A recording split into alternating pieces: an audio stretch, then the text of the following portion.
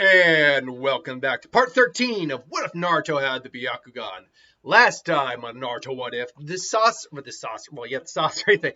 The Gaara retrieval arc was underway. Naruto and Kakashi had gone after Deidara, and they had a bit more success in this version because Naruto's Byakugan and techniques that came with the Byakugan allowed him to actually use a bit more range attacks. Plus, he was always able to keep an eye on Deidara, even from a safe distance.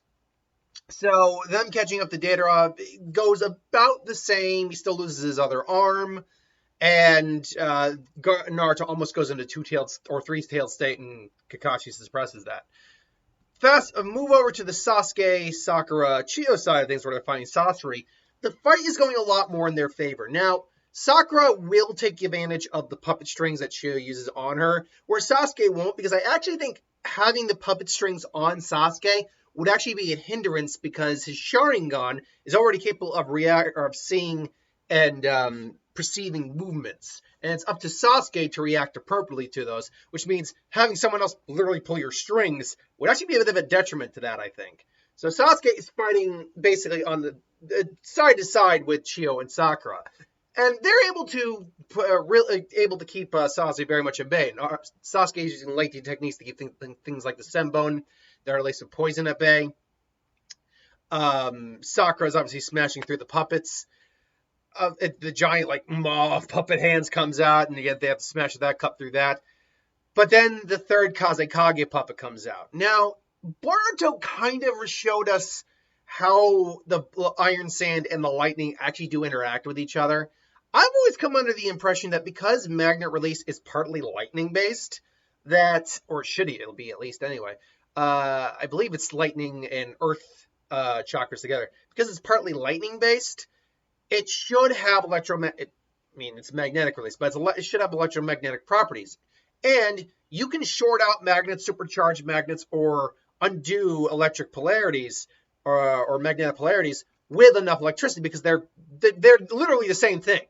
Magnetism is just electromagnetism. It's just, there are other kind of forms of magnetism. If you put a piece of standard metal in if you super cool it, you will give it a charge. But generally speaking, magnetism and electricity are the same things, just in different forms. Kind of like plasma and fire are kind of the same thing, but in different forms. So I've always been under the impression that while Sasuke could not just flat out stop the Iron Sand and just end it, anyone with appropriate amount of lightning control or lightning chakra could at least temporarily short out the sand. So the giant shapes, for instance, that the Kazekage puppet makes would turn into just dust for a short amount of time and have to be reformed back into the puppet. That's always been my interpretation, but Boruto showed us that's not really the case. Although that could have just been the circumstance. It's amazing, by the way. It's one of the few times I'm actually referencing Boruto. I don't remember the kid's name, but he's the adopted son of Gaara, and he's got iron release. He's got magnet release with the Iron Sand. And him and Boruto went head to head in a tuning exam fight with Boruto using lightning release. At least I'm pretty sure it was I remember now. I think he was using a Rasengan, and then he used one of the scrolls that also had a lightning release jutsu in it. I know lightning release got involved at some point, and I know Boruto has lightning release. I believe he got it from his mom, who, weirdly enough, I believe Hinata actually has lightning release, if I'm not mistaken. I'll double check that as I'm going on here. But, so I've always liked the idea that while, yes, the lightning release shouldn't be able to beat the Iron Sand, it would at least short it out temporarily. So Sasuke is doing his damnedest to keep the Iron Sand at bay. And yes, I was right. She has apparently a fire and lightning release. Who knew? A lot of people always pick her out to be a water user, but and that maybe just because of the fluid nature of how she fights, but and maybe her gentle nature in general. But that's anyway. So she has apparently fire and lightning. And that's where Boruto got his. So Sasuke would be using a lot of lightning release to try to keep the Iron Sand at bay. This would be beneficial because this will allow Sakura to get in closer to try to destroy the Kazekage puppet. But Sasuke is only so multi-talented. He can only keep so much of the sand at bay at once. It's still a lot. Imagine, I don't think we ever saw the Kazekage use a Gara amounts of iron sand, but he used a lot just in the Sasuke fight, or Sakura fight alone. The puppet did. In theory, I guess he can just continually produce the sand. So I guess he should, by all accounts, be able to produce a Gara amount if he just did it long enough. And no amount of lightning short of a Kirin or a Sage 6th path level jutsu is going to be able to tackle that much iron sand. So anyway, so ultimately they break through, destroy the Kazekage puppet. Sasuke goes in for the kill, aiming for Sasori's chakra core, because the Sharingan, while not as good as the Byakugan at seeing chakra, can still very much see the chakra coming off of that thing. And Sasori backtracks, maybe use a puppet as a substitution, and just says, that was one of my favorite puppets. Well then, I guess I have no choice but to enter the fight myself. And he shows that he himself is a puppet. Like, Sasuke couldn't see the actual object the chakra was coming from. He could just see chakra coming from there. So he decided to aim for that on instinct. And they all see, and they're all surprised, although Sasuke's less so because he's a bit more hardened, about just what he's done to himself. It's like, oh, your treasure guardians or whatever, I can't remember what they were called, granting to you. You once conquered an entire fortress with them, but I once conquered an entire country with these. And then just, and now Sasuke's like, oh crap. It's like, Sakura-san, you ready? Sakura, ready? Sasuke? He gets his blade ray, just ignites it with Chidori, starts Sharingan blaze, like, waiting on you girls. And they just go in full force. Sasuke even makes a couple shadow clones, because I imagine, we know he knew how to do the shadow clones by the end of Naruto. In Boruto, we see him using them. He can't use them anywhere near to the extent Naruto can, but he can definitely create a couple without too much detriment to himself. So he comes in, they're slicing. He's basically, because he can see the chakra threads, he's cutting the threads and dropping the puppets, and he's going straight for Sasori himself, who's just like, it's like, I see. And Sasori ultimately just drops the puppet and just decides to go straight in for Sasuke. And Sasuke's got a lightning sword activated, even throws like a fire cell at him. Sasori just activates the high-pressured water cannon in his hand, which could carve through stone. Doesn't truly douse the fire, because concentrated water versus a lot of fire, that's not just going to immediately douse the fire. But it's still going to cause a little bit of dispersion. What he's actually more aiming for is either Sasuke or his sword, which he does ultimately hit Sasuke's sword, not just shorting it out, because water, even though water is conductive, and if you're wet and you hit by a lightning jutsu, not good. It'll also short out lightning as well. You can't, it's hard, it's not impossible to activate lightning jutsu underwater. I don't think we've really ever seen it done. You can certainly do it on water, but the problem is if you've ever had, like, say, a big charge of, like, electricity built up on an object, let's say, like, static electricity, you go into water, you're just going to short that out. That's why you can't put electronics in water without serious insulation. Science fact. So it cuts his sword in half, and the water immediately shorts his blade out. He can reactivate it given a moment, but the fact is his sword got cut. Like, you're mine, Sasuke Uchiha. And then all of a sudden, no, you're ours. And all of a sudden, Sakura throws the seal out. It's like, he gets hit, and then Sasuke just, I would have had that. Yeah, well, there was no point on taking a risk. Besides, you don't know for sure if you would have had him or not. It's like, oh, come on, I would have had him. What, you don't believe me, Sakura-chan? And it's like, no, I don't believe you, Sasuke-kun. And she just kind of teased. They both, I think, are in a form of their relationship where there is now a mutual attraction because she's improved herself. She's grown as a person. He sees that. He acknowledges that. That is someone he'd actually like to be with, as opposed to the fangirl she used to be. So, but I mean, they're not dating flat out, but I like the idea that maybe they kind of tease each other a little bit. It's like, yeah, I know you still like me, but do I like you? You'll have to wait and find out. Like, yeah, you want this girl, or maybe I want you too. You don't know. And it's like, darn you! But Sakura's able to actually play with that as well. It's like, oh yeah, well maybe I don't want you anymore. How about that? Oh, you know you want me. Yeah, I do. But anyway, And so as they're kind of talking, she was kind of looking over at them. She sees that he's just flat out dead. The Sasori is just dead looking, an empty puppet shell. Wait, where did he? And there, right behind Sakura, is the Sasori puppet again, coming in to stab runner right through. And just before the Chio clone or puppets get there, his mother and father, Sasuke suddenly just reactivates his Chidori Senbon and just lengthens his sword like he normally could, just hits him straight on. Sasuke didn't expect that, and then the two other puppets come in just to belabor the point, or just to be 100% sure, and run them through. And it's like, damn. I did not think you'd be able to do. Must have attack him against Sasuke, Uchiha. But lightning, I should have known, given the way that technique worked. I was careless. And so they have the final conversation with Sasori, but talks about he was careless, and Sakura just smacks him in the face like, "Do you want to try this body? I can't feel anything. Do you want to try this body? You don't have to sleep or eat or drink. It is truly impressive. It's truly marvelous. It's like, give it up. You've lost." And just he started to kind of fade, and you can feel it's like, so I have, but you've tried. But I value the effort you put in, so I'll reward you with something. I have a contact meeting someone on the bridge, at the Tenchi Bridge, I think it was. A contact of mine who works under Orochimaru.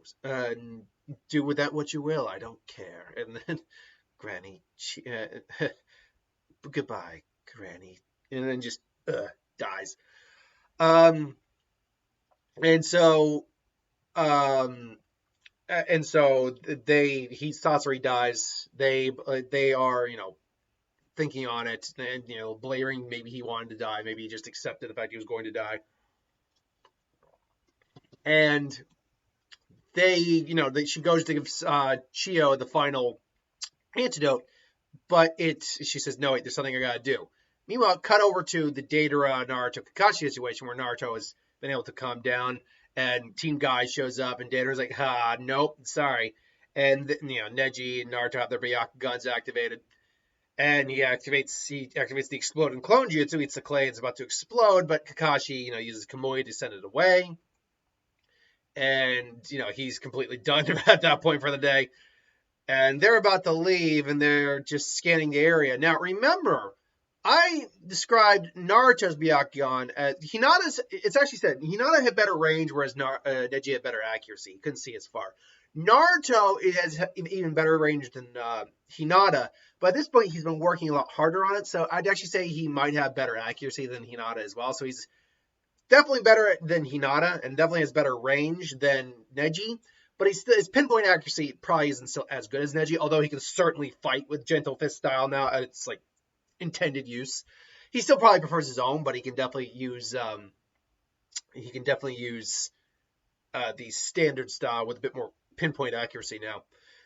But Naruto actually notices something. He's like, wait a minute. And then Neji, and he said, what is it, Naruto? Over that way.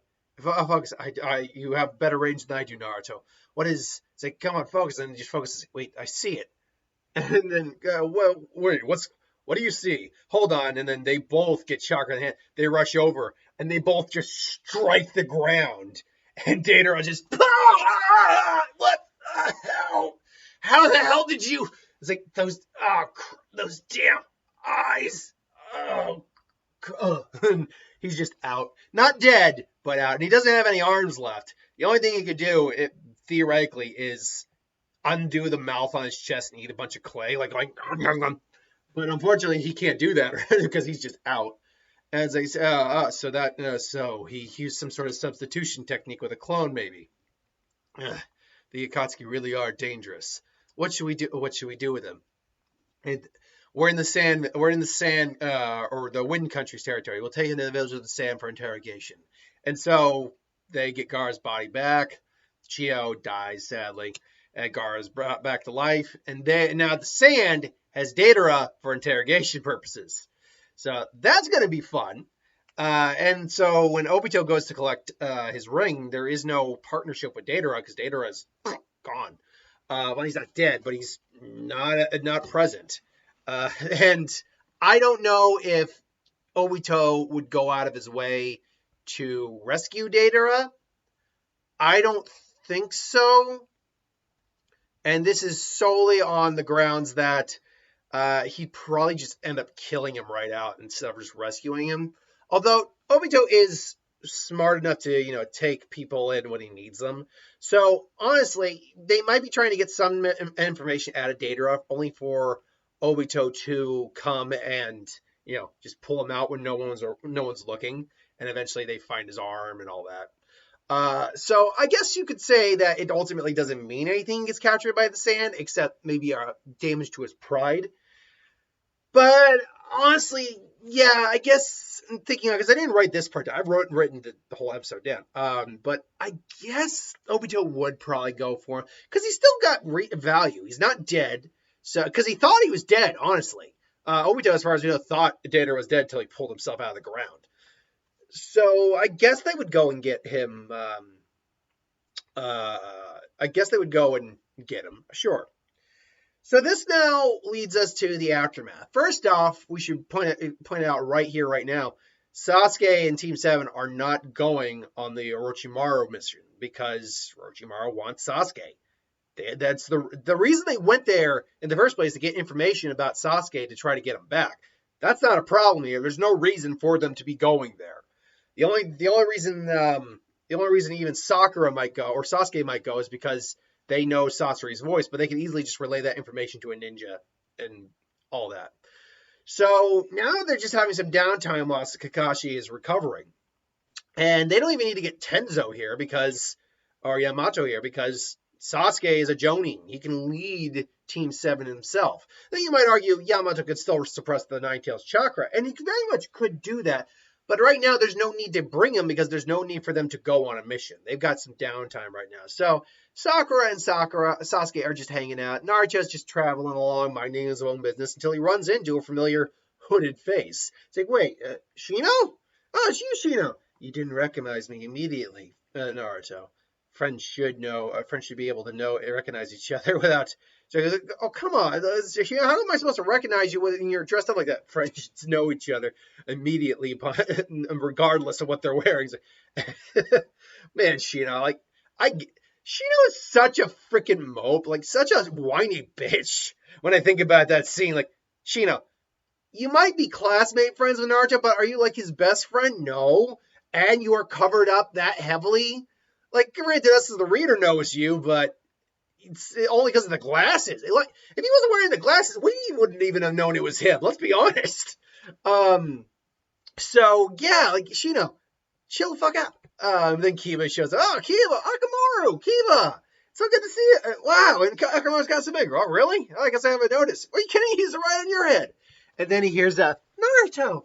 And then you see, it turns around, and they both, and there's Hinata, and they both see each other. And they both see they've grown up. And they're and there's a little bit of red on their face. She's like, oh, and particularly Hinata. He's gotten so handsome. And Naruto, he sees her. He's not just being a creep, but hanging out with Jiraiya for 3 years is going to make you look a woman over the entire way. And he goes, whoa. And he was already not confused, but trying to determine how he felt about Hinata. He liked her very much. She might be his oldest friend at this point. In fact, she is his oldest friend now that I remember how I started the series. So he's his oldest friend at this point. So I think he's realizing he might be having feelings for her, but B, also, and I play with the formula a little bit. He might be but she's my friend, and what if I hurt her, and what if I ruin our friendship, and so I think he's realizing he has feelings. But he's trying to figure out how he should approach it because let's be honest. I remember being younger and having feelings for a friend, a good friend, and I think nothing really came of it because I think both of us didn't want to hurt the friendship because we just didn't want to. Particularly me, what if we get together and I hurt the friendship and I do something wrong, and now not only am I not together with this person romantically, I'm not together with them as a friend, and I would hate that. I think that's why a lot of relationships struggle sometimes. They even not only struggle in the sense of the relationship itself, I mean struggle in the sense of getting off the ground, because someone for so long, you don't want to jeopardize what you already have, but you want more. It's tricky. It is a fine tightrope line. So Naruto is just like, so Naruto sees him, he's like, Naruto, are you okay? And she goes, oh, Hinata, sorry. And they give each other a big hug. And he's like, oh, so warm. It's like, oh, and she's thinking the same thing.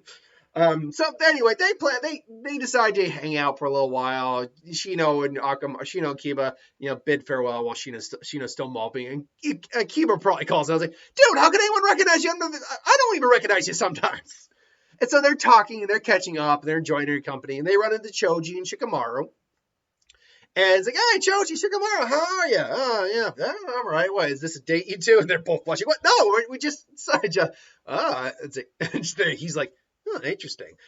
And so they're just chatting and say, Choji, you haven't changed a bit. You might even gotten even. And all of a sudden, the attack on Choji comes and just boom. Because Hinata and Naruto weren't expecting it.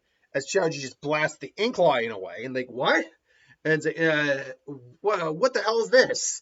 And say, I think he's on the roof. And both of them activate their Byakugan and see Sai there.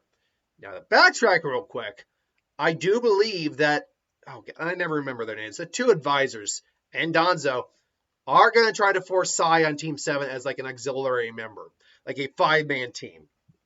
2 Jonin, 2 Chunin, and 1 Genin, sadly, Naruto's part. Who's at minimum high Chunin, mid Jonin level, when you really break it down. He's attacking him with the ink clones. Shikamaru uses his shadows to just burst them. Hinata and Naruto are both coming in, rushing in fast. And Sai wasn't actually prepared for both of them. He was just trying to test Naruto. And Naruto comes in with the kunai. But then Hinata comes in and Sai has to use a kunai and his tanto. He's like, you both are pretty weak. You're pretty weak. Are you a girl? And then to which Hinata actually gets mad. Like, don't you? It's like he's more man than you. He's more man than you'll ever know. Now, I say that line, and you can imply something from that line, but I think she just means he is more of a man overall than you. Because I remember reading a fanfic where she said that, and it was revealed that she had basically checked out of junk before. It's like, I remember like, great, that was funny. But no, here she hasn't like been peeping on him. She's just like, she basically sees that he's not more a man, which would imply that he's more of a man than you'll ever be.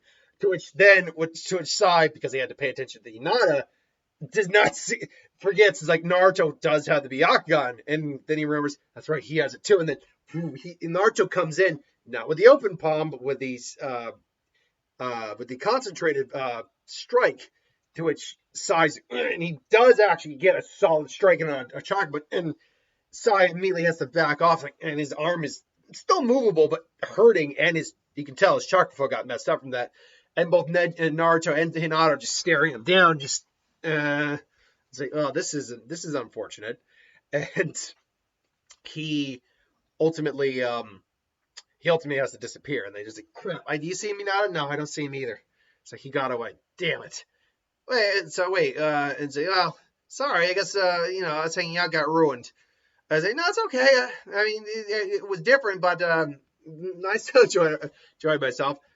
I was like, so wait, what did you mean that I'm more of a man? To which Hinata realizes what that sounds like. Wait, no, I just mean that you're a great person, and that you really, Naruto can see what she thought he meant. Oh, wait, no, I didn't think you meant that. No, I'm just having this moment. So I can see a very cute moment like that happening. Anyway, cut to while Kakashi is healing up. Team 7's called into Tsunai's office. So basically, that's the gist. Kakashi will be out for a while. While there are no available missions available right now, and if one is to come up, and Sasuke will be in charge as the only Jonin on the team. In the meantime, you'll have an auxiliary member placed on the team. You can come in outside, and then what? This guy attacked me and Hinata out of nowhere. It's you again. And it's like, is that right? I was just testing him. Well, be that as it may, you unauthorized you unauthorized lead. No, that's not a word.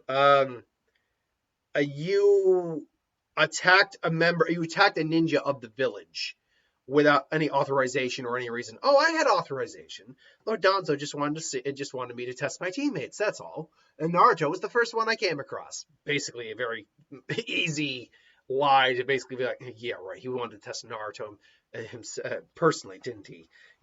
But unfortunately, she can't argue with these. Well, she knows he's probably lying.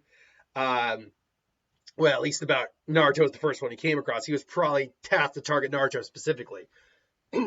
She can't do anything to really argue against him, more or less. So I was like, yeah. Either what, be it as it may, there will be no more attacks against your teammates unless it's training, and only that. So I was like, oh, of course, Lady Tsunade. And so you must see Sakura, my. Uh, and you're Sasuke. It's a pleasure to meet you. And Sasuke's already can tell he doesn't like this guy very much. Sasuke didn't. I mean, granted, Sasuke was raised on Orochimaru for 3 years, so and he was hell bent on revenge. So his attitude towards new people, probably wasn't the best anyway. But more importantly, he's like, you can tell I'm not going to like this guy very much. And so you now have a big gap of time. Like the whole Hidan Kakuzu thing happens same as before. Kakashi eventually wakes up and he retakes leadership of Team 7.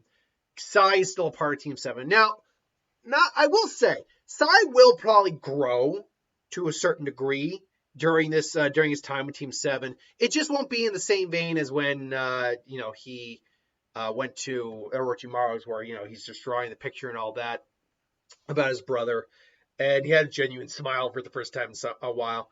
But I think after a lot of probing and prodding about his brother and seeing how bonds work, and eventually Sai does get there, I think.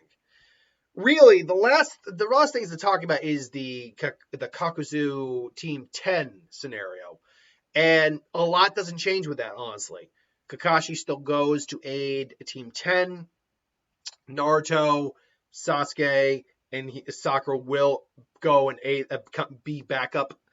And this is just Naruto learning to use wind chakra. He's able to do it a lot easier because of the Byakugan, able to concentrate and focus his chakra more. Actually see how the chakra integrates with itself. And so ultimately that happens. Naruto defeats Kakuzu. Honestly, I don't see that changing either. Gets his arm messed up. But this time he can actually see how the attack messes up his arm. So he knows to not use it in the same way as he knows not to use it unless he absolutely has to. And that's when, Sage Mode will come in. He's able to, possibly change things up from there. You can make an argument, though, that because he can use the Gentle Fist with the Vacuum Palm, because he's probably at this point learned the actual technique, the Vacuum Palm, he might be able to launch the Rasen Shuriken a little bit. But that's not the same as, I think, with the Sage Mode. And that's more like just judging it out away from his arm, and probably isn't, because of how dense it's described, how dense that chakra really is, that attack really is. It probably is only going to push it like maybe a couple feet away, because it's just the amount of force you need, instead of using Sage Mode to control it, launch it, and all that.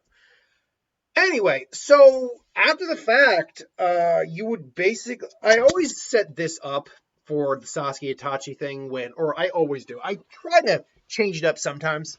But I imagine Sasuke at his house at night, home at night. This time, no lover in bed.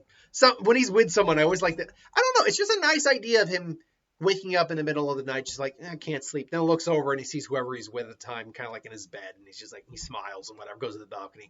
Here, that's not the case. He just kind of wakes up and is staring at the balcony.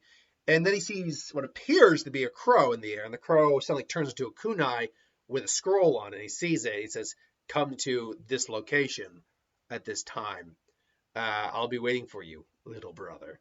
And so Sasuke is like, Itachi. And now we have a big question.